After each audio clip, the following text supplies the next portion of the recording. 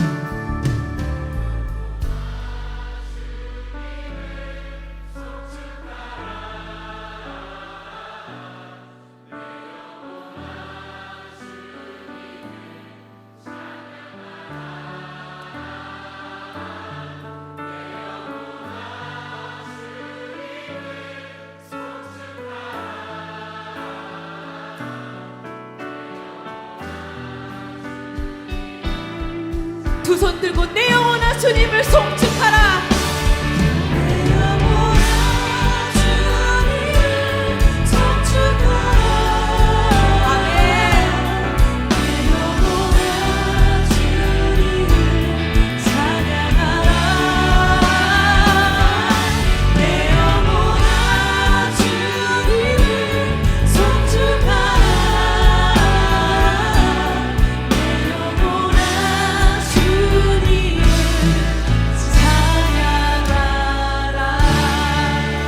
그 주님의 이름만 우리가 송축하며 아버지 앞에 나아갑니다. 할렐루야. 오늘 우리에게 주시는 하나님의 말씀은 요한 1서 1장 1절에서 10절의 말씀입니다. 태초부터 있는 생명의 말씀에 관하여는 우리가 들은 바요, 눈으로 본 바요, 자세히 보고 우리의 손으로 만진 바라. 이 생명이 나타내신 바 된지라. 이 영원한 생명을 우리가 보았고 증언하여 너희에게 전하노니 이는 아버지와 함께 계시다가 우리에게 나타나신 바 된 이시니라. 우리가 보고 들은 바를 너희에게도 전함은 너희로 우리와 사귐이 있게 하려 함이니 우리의 사귐은 아버지와 그의 아들 예수 그리스도와 더불어 누림이라. 우리가 이것을 쓰면 우리의 기쁨이 충만하게 하려 함이라. 우리가 그에게서 듣고 너희에게 전하는 소식은 이것이니 곧 하나님은 빛이시라.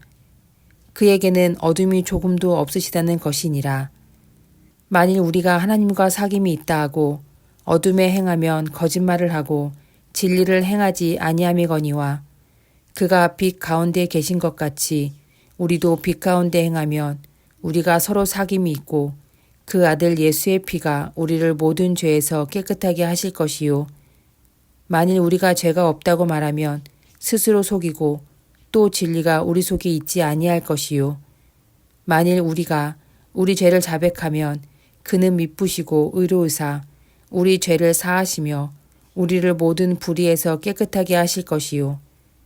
만일 우리가 범죄하지 아니하였다 하면 하나님을 거짓말하는 이로 만드는 것이니 또한 그의 말씀이 우리 속에 있지 아니하니라. 아멘. 모든 성경은 믿음을 전수하기 위해 쓰여졌습니다. 특별히 신약 성경은 더 그렇습니다. 예수님의 제자들은 처음에 복음을 기록하지 않았습니다. 하지만 핍박을 받아 하나둘 순교하고 남은 제자들도 점차 나이가 들면서 예수님과 함께한 시간과 가르침에 대한 기록을 남겼습니다. 그렇게 복음서가 기록이 되었고 교회들을 온전히 세우기 위한 믿음의 사람들의 편지가 성경에 포함되면서 오늘날의 신약 성경이 구성되었습니다. 요한일서도 동일한 선상에서 기록되었습니다. AD 1세기 말에 에베소의 장로였던 요한은 성도의 믿음과 교회의 하나됨을 지키기 위해 회람서신으로 요한 1서, 2서, 3서를 보냈습니다. 요한이 강조한 것은 사랑입니다. 사랑은 그저 말로써 전해지는 것이 아닙니다. 행동의 진실함으로 그 사랑을 증명해야 합니다. 그리스도인의 진정성은 예수 그리스도를 따르는 삶에서 확인됩니다. 각자의 욕구와 문제의 해결을 위해 예수를 바라보는 것을 넘어서서 빛 대신 예수님을 따르며 그 앞에 나를 내려놓는 사람이 그리스도인입니다. 예수를 믿는다고 하면서 어둠의 일을 버리지 못한다면 그는 진정한 하나님의 자녀라고 할 수 없습니다.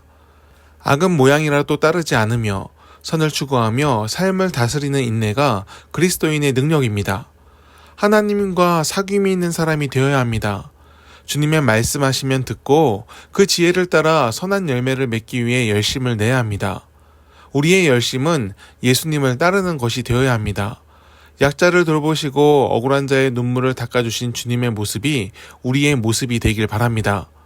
불의를 멀리하고 공의로서 하나님의 뜻을 따르신 예수님의 헌신이 우리의 삶에도 나타나길 바랍니다. 많은 사람들이 죄를 추상적으로 신학적으로 이해합니다. 교리 공부하듯 죄를 글자로만 인지합니다. 혹은 아직 완전히 해결하지 못했다 말하며 하나님을 잘 따르지 못하는 이유로 삼습니다. 예수님께서 죄를 해결하셨다는 것은 죄가 더 이상 우리의 발목을 잡지 못한다는 뜻입니다. 이 말은 그저 해방감을 누리라는 뜻이 아니라 예수의 이름으로 이미 죄를 이겼고 또 지금 이기라는 뜻입니다. 세상이 지금 우리를 유혹하고 있습니다. 교만과 아집을 실력과 능력이라 현혹하며 예수님이 세상을 살아가셨던 모습을 잊게 만들려 합니다. 우리는 예수님의 겸손과 내려놓음을 기억해야 합니다. 사랑으로 모든 것을 품으시고 어느 한 사람도 포기하지 않으신 은혜를 따르는 삶을 살아야 합니다.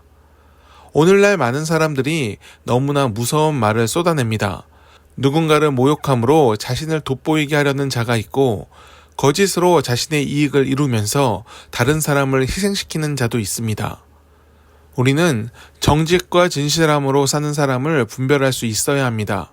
가짜 은혜와 진짜 은혜를 분별하는 방법은 생명을 살리는 일인지 죽이는 일인지 살피는 것입니다.